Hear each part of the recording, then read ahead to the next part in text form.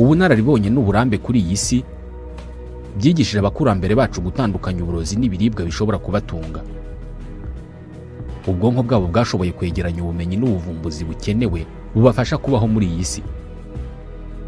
Bo ubwabo bivumburiye ibiryo, umuriro, amazi, inzu. Bakoze uko bashoboye kose bo ubwabo bivumburira imiterere y'iyi si n'imyitwarire yayo. Bamenye uko ikirere gihinduka iyo imvura igiye kugwa. Bamenye uko ikirere kiba gisa iyo izuba rigiye kuva. Ibi byose ni nabo babihaye amazina. Isi nibo bayise isi, izuba baryita izuba, imvura bayita imvura. Bamenye uko ikirere kiba gisa iyo bwije n'iyo bukeye. Bo ubwabo bivumburiye ko bari munsi y'ibicu. Bo ubwabo nibo biyise abantu. Ibindi binyabuzima bitari abantu babyita inyamaswa nubwo n'abarizo. Bizeraga ko iyo bariye inyama z'imfizi nini cyangwa se z'imbogo, ubwo roho n'ububasha bw'izo nyamaswa zifite ingufu nyinshi bihita bibajyamo. Batekerezaga ko iyo bariye ku muntu w'igihangange wapfuye nk'umutegetsi cyangwa se umurwanyi ukomeye, ubwo ubudahangarwa bwe buba bubagiyemo. Batekerezaga ko ukwezi n'izuba babonaga bitembera mu kirere ari ibinyabuzima bifite ubwenge. Iyo barebaga urutare bakabona imiterere yarwo isa n'ishushanya isura y'umuntu, bavugaga ko ari roho y'umuntu n'ubundi uba muri urwo rutare. Ntabwo bari bazi gutandukanya icyitwa roho n'umubiri w'umuntu. Niyo mpamvu iyo umuntu yapfaga bagahitamo kutamushyingura, ahubwo bakabika umubiri we utakirimo ubuzima. Ubwo babaga babitse roho y'uwo muntu. Batekerezaga ko ukwinyeganyeza kwabo uko ari ko kose gukorwa ku bushake bwabo. Bizeraga ko ukwinyeganyeza uko ari ko kose kuba kuri iyi si kuba gutewe n'ubushake bw'icyo kintu kirimo kwinyeganyeza. Iyo babonaga udusimba duto nk'intozi cyangwa se inshishi turimo kugenda, bavugaga ko ibyo turimo kubikora ku bushake bwatwo dukoresheje ubwenge bwatwo. Batekerezaga ko ibiti bikura kubera ko bifite ubushake bwo gukura, kandi gukura ni amahitamo yabyo. Babonaga izuba, ukwezi n'inyenyeri mu kirere bigenda, bakavuga ko ubushake bubirimo bwo kugenda aribwo burimo gutuma bigenda. Kuri aba bakurambere bacu bo mu mamiliyari y'imyaka ishize, ubushake bwo gukora ikintu nibwo bwitwa roho. Muribuka ibintu byose twavugaga babonaga bigenda, bakavuga ko bigenda kubera ko bifite ubushake bwo kugenda. Niba ubushake ari bwo roho rero, ubwo ibintu bigira ubushake byose ni roho. Kuri bo isi yari yuzuye roho nyinshi. Mu yandi magambo, isi yari yuzuye imana nyinshi. Babonaga imana mu kintu cyose gishobora kunyeganyega.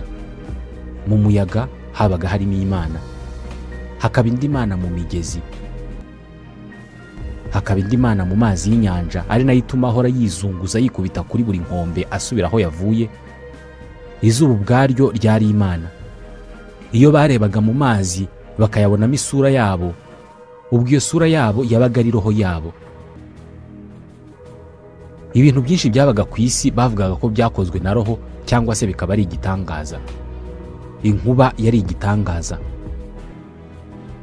umurabyo, imvura, umuriro, kubyara, byose byari ibitangaza. Umuriro nta nubwo wari igitangaza gusa, ahubwo wari imana. Isi yose bayibonaga bakurikije inkuru mpimbano babwiranaga hagati yabo. Zabaga ari inkuru bahimbye bakazibwirana, bakazizera, ntawe uzi neza niba ari ukuri cyangwa se niba ari ibihimbano.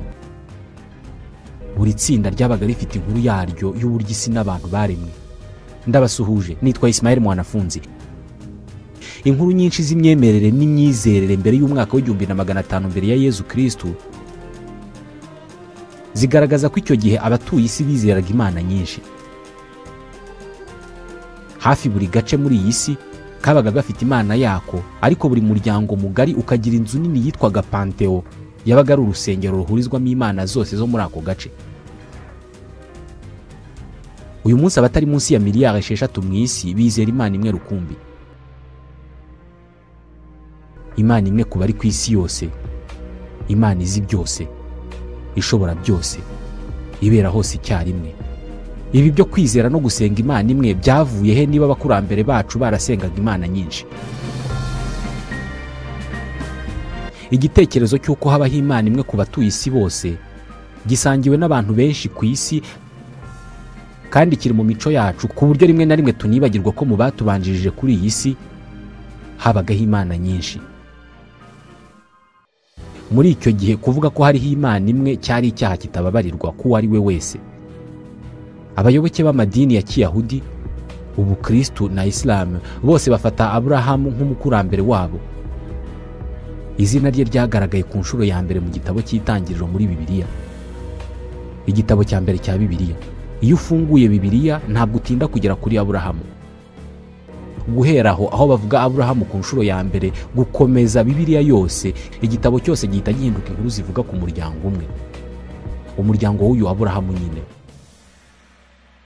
Inkuru zose muri Bibiliya zivuga ku buryo uyu Aburahamu yahuye n'Imana ndetse n'imibanire ye n'Imana. Nzaguhindura ubwoko bukomeye, nzaguha umugisha, nzogeza izina ryawe uzaba umugisha, kandi nzaha umugisha abakwifuriza umugisha, uzakuvuma nzamuvuma, kandi muri wowe niho imiryango yose mu isi izaherwa umugisha. Niko Imana yabwiye Aburahamu. Byanditse mu Itangiriro igice cya 12 umurongo wa 2. Bibiliya ivuga ko Aburahamu igice kinini cy'ubuzima bwe yakimaze ahitwa Haran. Uyu wari umujyi wo muri Mesopotamiya, uyu munsi ni muri Turukiya. Abari batuye aka gace basengaga Imana nyinshi. Nk'ahandi hose ku isi, icyo gihe gusenga no kwizera Imana nyinshi bwari bwo buryo bwonyine bw'imyizerere bwabagaho. Ikintu cyagize Aburahamu uwo yabaye we agahinduka sekuruza w'abasenga Imana imwe bose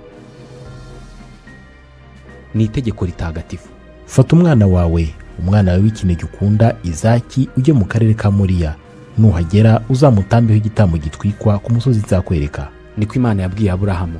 Byanditse mu gitabo cy'Itangiriro igice cya 22 umurongo wa 2. Aha ngo Imana yashakaga kugerageza ukwemera kwa Aburahamu.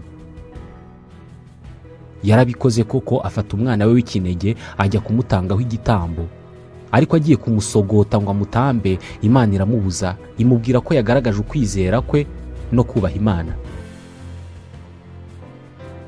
Uyu munsi abayoboke b'idini ya Kiyahudi, Abakristo n'Abayisilamu bose bafata uyu Aburahamu nk'umukurambere wabo, ariko ntabwo bahuriza ku hantu uyu muhungu we Isaka yari agiye gutambirwa. Kuba aya madini atatu yose yemera Aburahamu nk'umukurambere wabo, kandi uyu mukurambere wabo akaba yaremeraga Imana imwe, ubwo uyu Aburahamu niwe abayoboke b'aya madini bakomoraho kwizera Imana imwe. Mbere no mu gihe cya Aburahamu abatuye isi bose bizeraga Imana nyinshi, ariko ni ryari, hehe, kandi ninde wazanye bwa mbere igitekerezo cyo kwizera Imana imwe? We yari abikuye he? Mu myaka 11,000 ishize, ahitwa Göbekli Tepe muri Mesopotami, mu gice kiri muri Turukiya y'ubu ngubu, abantu bariho icyo gihe bahubatse inkingi zirenga 20 ndende cyane zikozwe nk'abantu. Buri nkingi imwe ipima nibura metero 6 z'uburebure, igapima toni 10 z'uburemere. Zimeze nk'ibibumbano by'abantu ariko badafite amasura, gusa ni inkingi nini ubona zubatswe hagamijwe kuziha imiterere nk'iy'umuntu. Ni ibibumbano bifite imitwe n'amaboko, kandi byabumbwe mu myaka 11,000 ishize. Bwana Klaus Schmidt akuriye ibikorwa by'ubushakashatsi ahangaha Göbekli Tepe, yemeza ko abantu bubatse ibyo bibumbano cyangwa se izo nkingi za rutura babikoze ngo bajye babisenga, zari imana zabo. Ahantu zubatse muri Göbekli Tepe nta bantu bari bahatuye icyo gihe. Hari ahantu hadatuwe, kandi abantu bo mu myaka 11,000 ishize babagaho mu mashyamba bihigira, ku buryo nta kindi kintu cyari kubasunikira gukoresha umwanya wabo bagakoresheje bihigira inyamaswa bakajya kubakisha ibyo bibumbano. Icyo kintu cyabasunikiye gukora ibyo ngibyo kigomba kuba gifitanye isano n'imyemerere. Imyemerere ni ishobora gutuma abantu batishyira hamwe ngo bubake ibitaro, ariko wabasaba kwishyira hamwe ngo bubake urusengero bakarukubakira mu minsi 3. aba bahigi b'inyamaswa n'imboga n'imbuto imyemerere yabasunikiye kubaka ibibumbano bya rutura batazaturamo ngo bibarinde izuba n'imvura n'imbeho, batazagurisha ngo babikuremo amafaranga, bitazagira n'ikindi icyo ari cyo cyose bibamarira usibye gutekereza ko ari byo bibategeka kandi ko ari byo bibabeshejeho. Professeur Schmidt atekereza ko aka gace kakorerwagamo imihango yo gusezera ku bapfuye. Aba bahigi bo mu myaka 11,000 ishize bafataga aha hantu muri ibi bibumbano nk'umupaka cyangwa se urubibi abapfuye bambukiraho bava muri iyi si bajya mu yindi. Iyi ni impinduramatwara ikomeye cyane mu mitekerereze n'imyemerere y'abantu. Ibitekerezo bikomeye aba bantu babagaho bahanganye nabyo muri ubu buzima byari urupfu, ingufu z'isi zitasibaga kubituraho ndetse n'isimburana ry'ibihe. Ibi nibyo byabasunikiye kurema imyemerere kugira ngo nibura bashobore guha icyerekezo iyi si bari baraburiye ibisobanuro. Aka gace kose kuzuyemo ibisigaramatongo abashakashatsi badasiba kuvumbura bigaragaza ko urupfu n'ubuzima bugoye biri mu byabaye izingiro ryo kuvuka kw'imyemerere mu bantu. Ahatari kure ya Göbekli Tepe hari icyaro cyitwa Kataroyuk. Abashakisha ibisigaramatongo mu gushaka kumenya amateka y'abakurambere bacu bavumbuye ko abaturage bari batuye muri iki cyaro cya Kataroyuk mu myaka 10,000 ishize bashyinguraga abantu babo mu mazu babaga batuyemo. Madame Shahina Farid ni uyobora ikigo gikora ubushakashatsi ku bisigaramatongo muri Kataroyuk. Iyo umuntu yapfaga bacukuraga ahantu yararaga hakaba ariho bamushyingura neza neza munsi y'uburiri bwe. Bacukuraga umwobo noneho bakamuryamishamo. Abantu bo muri iyo nzu wasangaga baba nko muri santimetero ziri hagati y'10 na 20 hejuru y'ababo bapfuye. Mu mazu amwe namwe habaga hashyinguyemo umuntu umwe cyangwa se hakaba nta n'umwe ushyinguyemo, ariko hakaba n'ahandi wasangaga hashyinguye abantu nka 15. Hari n'inzu twacukuye dusanga yari ishyinguyemo abantu 65.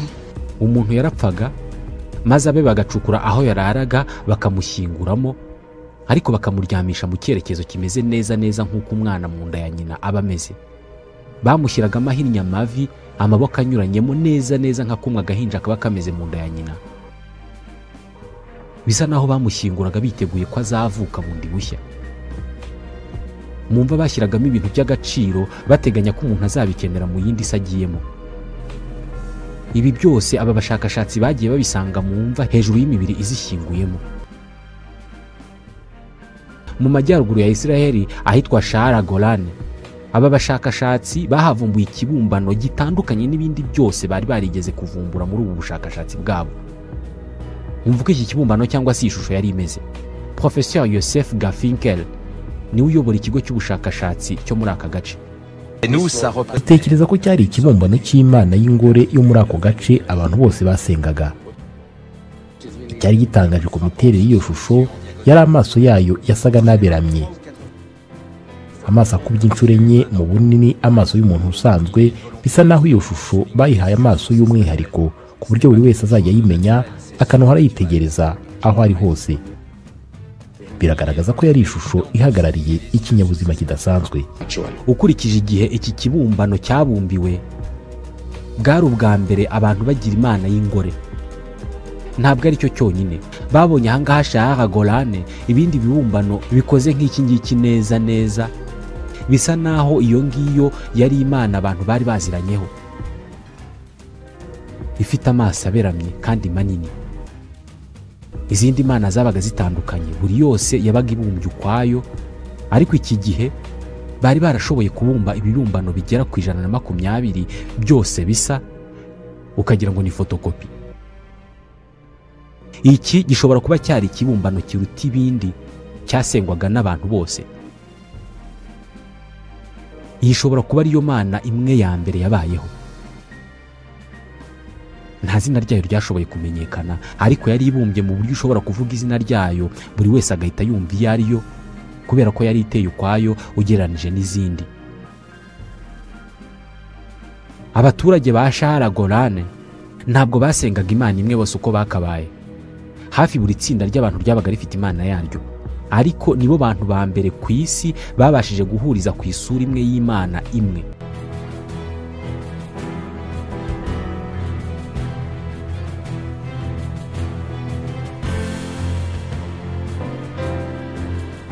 Guhimba ikimenyetso cyangwa se ikibumbano cy'imana imwe abantu bose baziranyeho bigendana no kubaka ahantu hamwe abantu bose bahurira bagiye kuramya iyo mana cyangwa se gusenga. Kubaka ahantu hamwe abantu bahurira bagiye kuramya imana zabo cyangwa se gusenga ni imwe mu ntambwe za mbere zanyuzwemo n'abantu bagana ku iterambere. Abanyamateka benshi banditse ko kugira ngo tugere ku iterambere twagezeho uyu munsi byahereye ku kuba abantu barafashe icyemezo cyo guhinga ingano ahantu runaka, hanyuma bahita bafata icyemezo cyo kuhaguma kubera ko bahabonaga ibyo kurya izo ngano bahinze ndetse bakanahabona amazi. Izo ngo bahubatse zaje kuvamo icyaro gito, icyaro gito kivamo urusisiro, urusisiro ruza kuvamo umujyi, none dore tuba mu mazu agerekeranye. Iki ni igitekerezo kimwe. Dore ikindi gitekerezo. Abantu bakiri abahigi bataranatangira guhinga, barabanje bahimba imyemerere n'imyizerere. Muribuka Göbekli Tepe, uburyo bahubatse ibibumbano bya rutura kandi bo bari bataranatangira kwiyubakira inzu zo guturamo. Iki gitekerezo kivuga ko abantu babanje kubaka ahantu ho gusengera mbere yo kuvumbura ikindi kintu icyo ari cyo cyose. Babonye ko umubare w'abantu bagana izo nzu zo gusengeramo ukomeje kuzamuka, bahita batangira kubaka imijyi. Ibi byahereye mu burasirazuba bwo hagati, bikurikizaho uburengerazuba bw'isi kugera bikwiriye umubumbe wose. None dore aho wakandagira hose ku isi haba hari ahantu ho gusengera. Ibice bimwe na bimwe by'isi birimo insengero nyinshi kurusha amavuriro n'amashuri. Ibi ni nako byari bimeze ubwo imijyi ya mbere yavukaga muri Mesopotami mu myaka 600 ishize. Bubatse insengero mbere y'amavuriro n'amashuri. Uburyo mu nzu y'Imana hayoborwa ndetse n'ibikorerwamo byose biri mu byagennye imyitwarire y'abantu kugeza no kuri twebwe uyu munsi. Imijyi myinshi yabanje kubaho mu myaka 600 ishize yabaga yubatswe ku buryo inzu y'umwami cyangwa se umutegetsi yabaga yubatse rwagati mu mujyi, noneho ikaba ikikijwe n'insengero nyinshi. Ibi bigaragaza ko ahangaha ariho havuye uburyo inzego zirutana muri iyi si. Ubutegetsi n'iyobokamana zari zo nzego ziri hejuru ku gasongero, hanyuma rubanda rukabona gukurikiraho ruzengurutse izi nzego ebyiri, idini n'ubutegetsi. Aha niho hantu hambere habaye imana zifite amazina, ku buryo buri imana abantu babaga bazi izina ryayo. Imana zabaga ari nyinshi mu gace runaka, ariko zose zikagira inzu cyangwa se urusengero rumwe zihurizwamo. Iyo nzu ikitwa Panteo. Madame Shahina Farid ni uyobora ikigo gikora ubushakashatsi ku bisigaramatongo muri Catalogne. Tuzi ko muri icyo gihe hari imana nyinshi zaba ingore cyangwa ingabo. Izo mana tuzizi kubera inkuru nyinshi bagiye bazivugaho. Hari nk'iyitwaga Ishtar, yari imana y'urukundo n'intambara. Hari kandi n'imana y'izuba ndetse n'imana y'abahinzi. Panteo yo muri Mesopotami niyo yabimburiye izindi zose zabayeho. Muri buri Panteo habagamo imana nyinshi, ariko hakaba harimo imwe iruta izindi. Mu Bagereki no mu Baromani naho nuko byabaga bimeze. Ni ukuvuga ko abantu babaga bafite imana nyinshi, ariko hakaba imwe bahitamo nk'umuyobozi w'izindi mana zose. Birasa naho gusenga no kwizera imana imwe byari bibarimo kuva kera. Inyinshi mu mana zariho icyo gihe uyu munsi ziri mu nzu ndangamurage ya British Museum i Londres. Abagereki bo imana zabo bazifataga nk'abantu, gusa bavugaga ko zo ari nini kurusha abantu kandi zizi ubwenge kurusha abantu. Hari nka Dionysos, yari yo mana nkuru, ikaba imana y'ukwezi. Aphrodite yo yari imana y'urukundo rushingiye ku guhuza ibitsina. Gusa Abagereki bavugaga ko izi mana zabo zitumvikanaga cyane hagati yazo. Zakundaga gutongana kenshi, zikanywa cyane zigasinda kandi zigacana inyuma hagati yazo. bari bazifiteho amakuru menshi, bazi cyane uko zibaho nk'uko natwe uyu munsi Imana yacu tuyifiteho amakuru menshi. Natwe Imana yacu tuzi ibyo yanga n'ibyo ikunda, tuvuga ko ari Imana ifuha kandi idakunda ko hari indi Mana dusenga. Tuzi ubwoko bw'imyenda ikunda, tuzi ubwoko bw'ibiryo ikunda n'ibyo yanga, tuzi n'ikizaduhanisha tutitwara uko bishaka. Tuzi n'izina ryayo, Yave. Gusa twebwe ntabwo tuzi isura yayo, nubwo bamwe muri twebwe bavuga ko bajya bavugana nayo. No mu Bugereki bwa kera niko byari bimeze. Imana, abagore bazo na za roho zaberaga hose icyarimwe.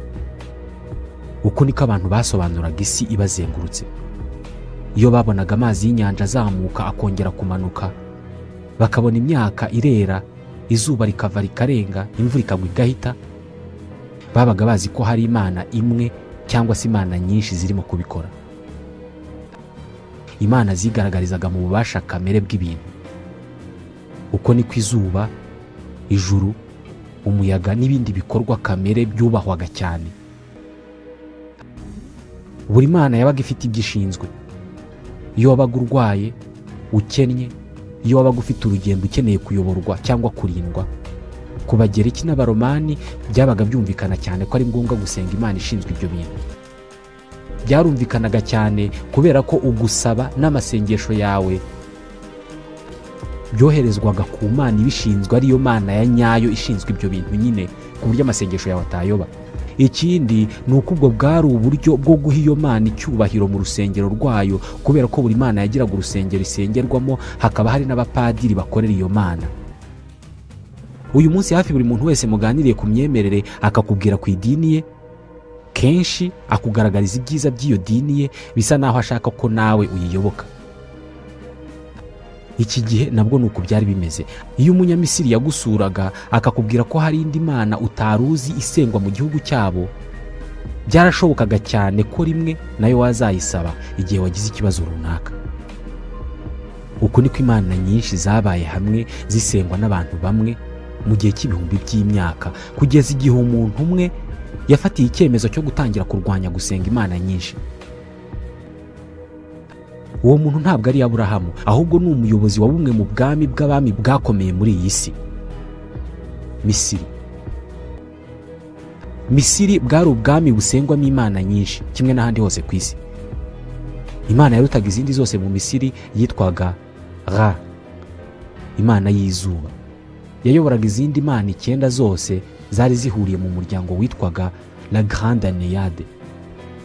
Gusa mu myaka 3500 ishize, Farawo witwaga Amenhotep yafashe icyemezo cyo gutangira kurwanya gusenga Imana nyinshi ku Banyamisiri. Niwe Munyamisiri wa mbere watangiye kunenga imyemerere y'umuryango mugari abarizwamo. Kuri we habagaho Imana imwe rukumbi, ikaba isoko y'ububasha n'ubutegetsi n'ibiriho byose ku isi. Iyo Mana twese turayibona hariya hejuru mu kirere, izuba. Nta yindi Mana ibaho usibye Aton, Imana y'izuba. Izuba niyo Mana yonyine ifite ububasha bwo gutanga ingufu zidaturutse hano ku isi, ariko zikagera ku isi yose, tukazibona ziturutse hariya mu kirere mu burasirazuba, zigasusurutsa abari ku isi n'ibiri ku isi, zikabeshaho ikiriho cyose. Ngiyi Imana imwe rukumbi ibaho, ukurikije ibyo Amenhotep yavugaga. Izindi Mana zose zibaho zubakiye ku nkuru abantu bahimbye. Ni Imana tutabona, tutazi uko zisa, ni natwe twaziremye. Ariko Imana zuba yo turayibona, n'ibikorwa byayo bikatugeraho tukabibona. Amenhotep yahise afata icyemezo cyo kutazagira indi Mana n'imwe asenga. Mu kugaragaza uburyo yihebeye iyo Mana ndetse ko yiteguye gusenya imyizerere yari imaze ibihumbi by'imyaka mu Misiri, imyizerere yo gusenga Imana nyinshi, Amenhotep yahise ahindura izina rye. Areka kwitwa Amenhotep, ahubwo yita Akhenaton. Byari mu rwego rwo guhicyubahira Imana y'izuba, Aton. Yageze naho yubaka umujyi wose mu izina ry'Imana imwe, wimurirwamo ubwami bwe bwose. Muri iki gihe kuvuga ko habaho Imana imwe byari ibara, uwo mujyi yawise Akenaton. Insengero basengeragamo imana y'izuba ntabwo zabaga zisakaye. Ni gute wasenga imana zuba ukayisengera ahantu hasakaye usa naho urimo kuyibuza kukugeraho? Bubakaga ibikuta bakabizamura babigeza hejuru bakarekeraho. Icyo Akenaton yashakaga kwerekana ni uko ububasha bwo kwemera no kwizera bukwiye kugaragara. Ububasha bw'izuba buri hariya hejuru turabubona, ndetse n'ibikorwa by'imana zuba turabibona bitugeraho. Ni imana igera kuri bose idakeneye intumwa. Sina ngombwa kuyisengera mu rusengero rufunze rwuzuye ibibumbano bapfukama imbere ndetse n'ibitambo. Uku gusenga imana imwe byahise bitangira no gukorwa n'abandi banyamisiri, cyane cyane abo hafi y'umwami. Mu gitondo y'izuba ryarasaga, bapfukamaga bareba mu burasirazuba bakazamura amaboko nko kuramya no gusenga imana y'izuba. Atom, waremye isi nk'uko ubishaka. Mana imwe rukumbi, washyize buri muntu mu mwanya we. Iri sengesho uramutse urisenze imana y'uyu munsi Yave, nabwo byakumvikana. Ni isengesho rigizwe n'amagambo agaragaza ko bari bamaze kujya bemera imana imwe.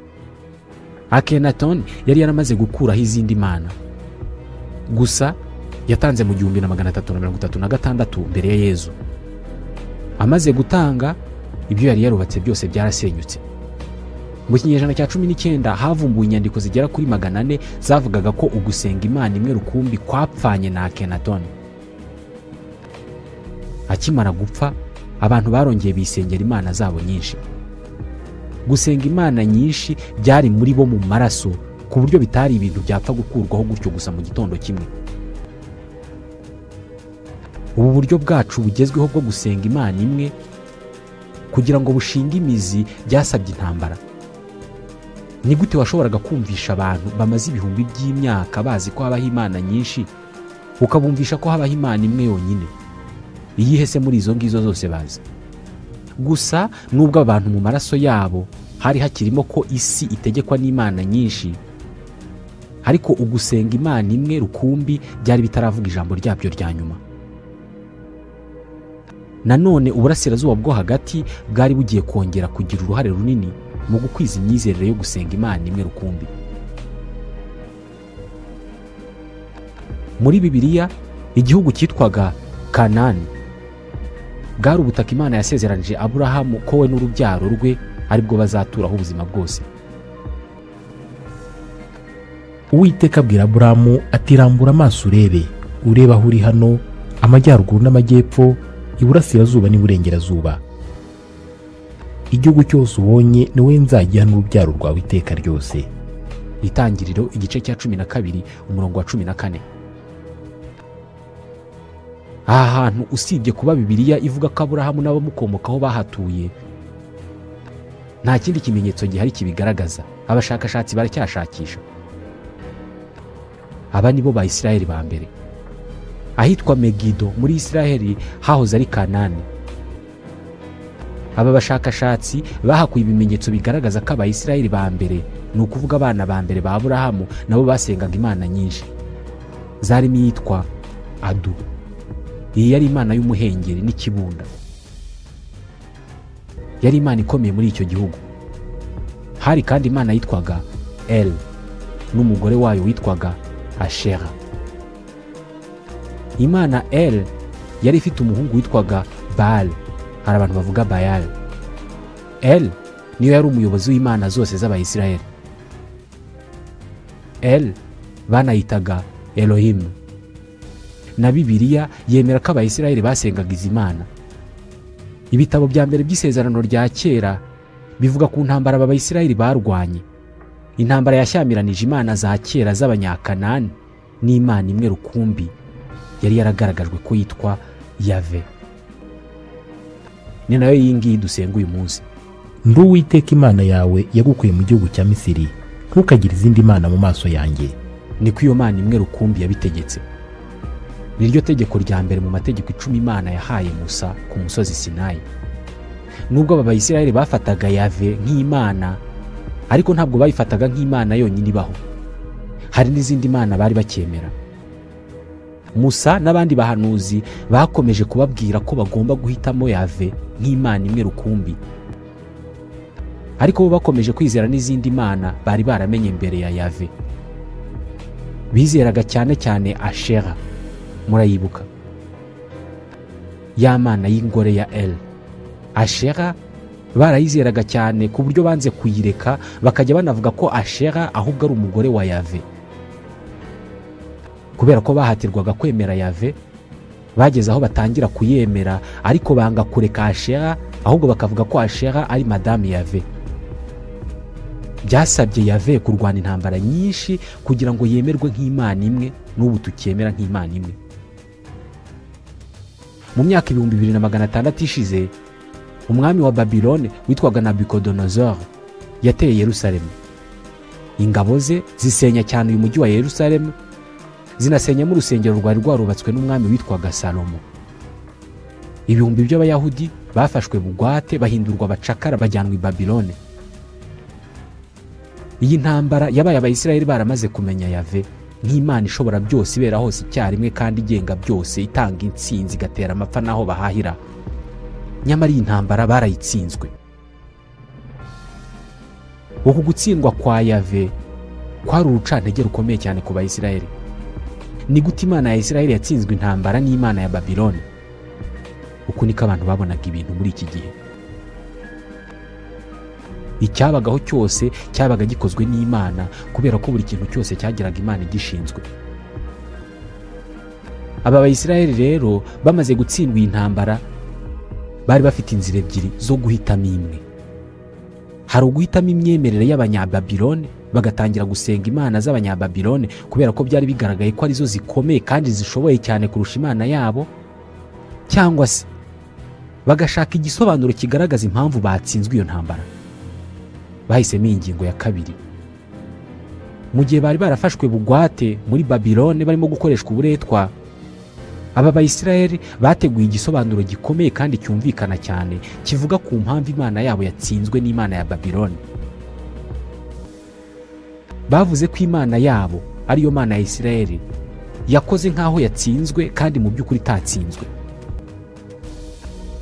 Bavuze ko Imana ya Isiraheli ifite ububasha bukomeye ku buryo ari Imana y'isi yose, niyitegeka byose kandi niyifata ibyemezo byose. Bavuze ko Imana ya Isiraheli ariyo yategetse umwami wa Babilone kujya gutera Isiraheli. Bavuze ko umwami wa Babilone ari igikoresho cy'Imana ya Isiraheli. Ni igikoresho Imana yakoresheje kugira ngo ihane Abayisiraheli bayigomeye. Kuba barahinduwe abacakara ni igihano Imana yabahaye. Abahanuzi babwiye Abayisiraheli ko intsinzi y'Abanyababilone atari intsinzi y'Imana yabo, ahubwo ni intsinzi y'Imana ya Isiraheli. Iki gitekerezo cyazamuye ukwamamara kw'Imana imwe rukumbi ariyo Yahve. Biri mu byasenye imyemerere yo gusenga imana nyinshi.